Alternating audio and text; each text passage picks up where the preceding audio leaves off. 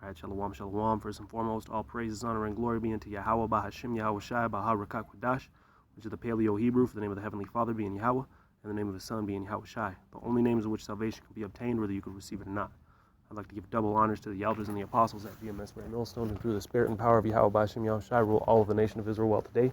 Once again, whether you can receive that or not, peace, love, blessings, and salutations be unto the elect of the house of Israel, who are pushing this truth and sincerity, and in charity and in faith, and who are able to receive these things that are needful for salvation.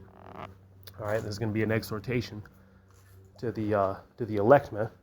All right, beginning with the 144,000 prophets, all the way down to the men, women, and children.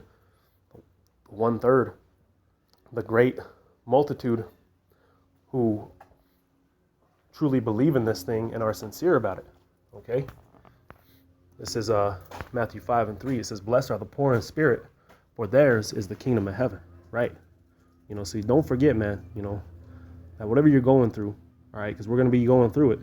We're going to be going through hell. All right, we're going to be going through all sorts of things, all right, being in this truth and believing it, and, especially when the Most High is dealing with you, you're going to be going through hell, man. You're going to be, your spirit's going to be beaten down and battered, but don't forget, that we have the ultimate win.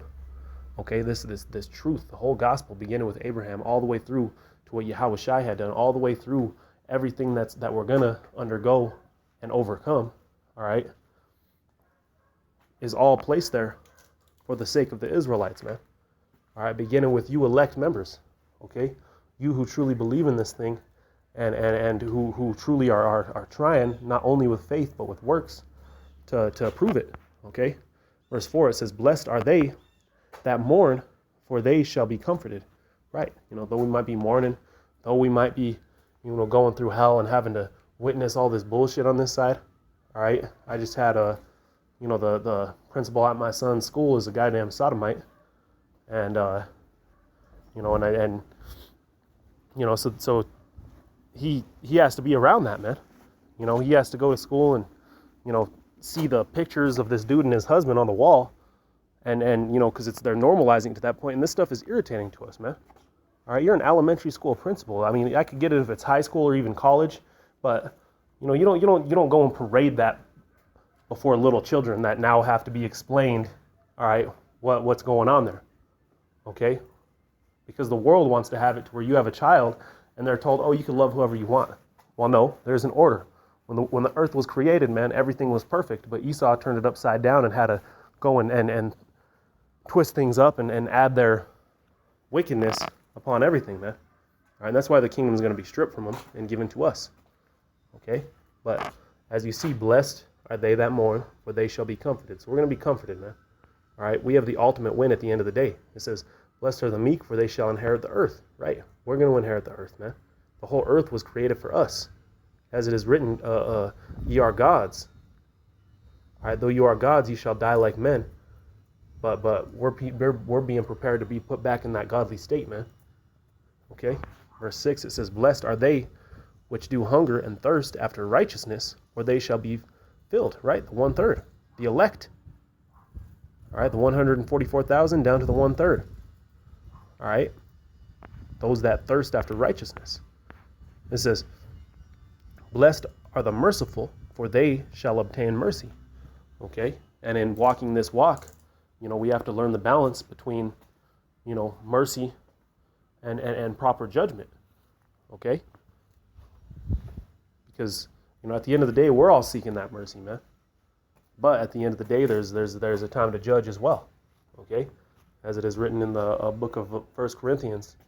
All right, I believe it's 2:15 on down, if I'm not mistaken. All right,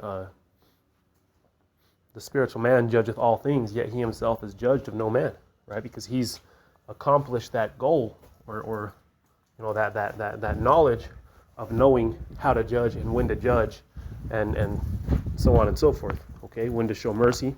All right, verse 8, it says, "Blessed are the pure of heart, for they shall see Yahweh. Blessed are the peacemakers, for they shall be called the children of Yahweh."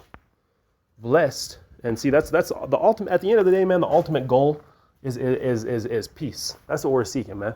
That's what the word shalom means, is peace. But in order for there to be peace, all right, prophecy has to be fulfilled. Judgment has to take place. Esau has to be serve his slavery, all right, his bondage, and then made extinct. Okay, and that's just the proper balance of things. Going on, it's verse 10. It says, "Blessed are they which are persecuted for righteousness' sake, for theirs is the kingdom of heaven." Right, and at the end of the day, man, all we do, is we believe in this word, we push it, and we're hated for it. Okay, but we're gonna be blessed for it in the end. Okay. And so don't be afraid to stand up for Yahweh B'Hashem Yahushai, man. All right, who cares what these people think? All right, are they gonna deliver you from the hands of Yahweh Shai, man? Are they gonna speak on your behalf? Hell no. Hell no. They wouldn't even do that if the police got involved and you were doing something illegal. See, these people don't give a fuck about you, man. Even the 2/3 don't give a fuck about you. So how much more an Edomite? Edomites don't even care about their own people, man. Anyway, verse 11.